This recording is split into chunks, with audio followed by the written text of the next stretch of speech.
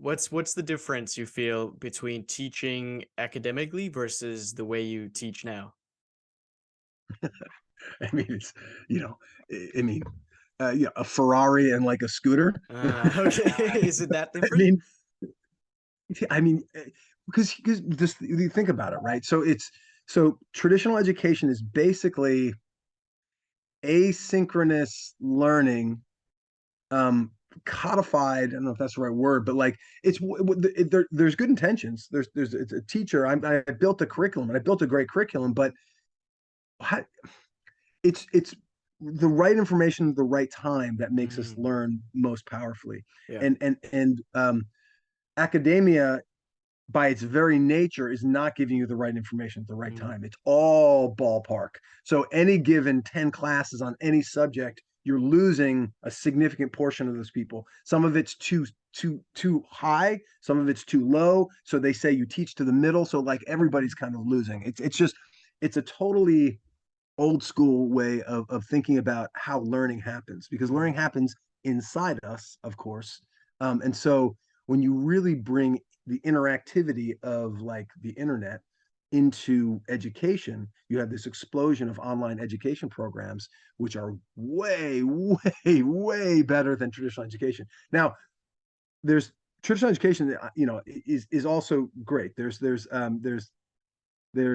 I know lots of instructors that teach at those places. They're really smart, they're really great, they know the craft, and those the curriculum or wherever, are tried and true. So there yeah. is value there. I'm not saying there's no value, but when you look at how much the top ones charge and the value they get, and again, it's how much, what are you paying and how much are you getting back. Yeah. um the value really kind of breaks down. In Europe, you guys are pretty good about having not being too much out of pocket, so that's not some bad options. If you can get a scholarship, or if you have money, then those are decent options, but they're not even the best options. Like, getting some sort of life coaching is so good, whether you're doing it in your career or out, because it's just completely tailored to exactly where you are, the moment by moment. And a lot of times what happens is, like, for wherever you're at in your sort of storytelling career, the thing that's probably holding you back from the next level has something to do with some sort of,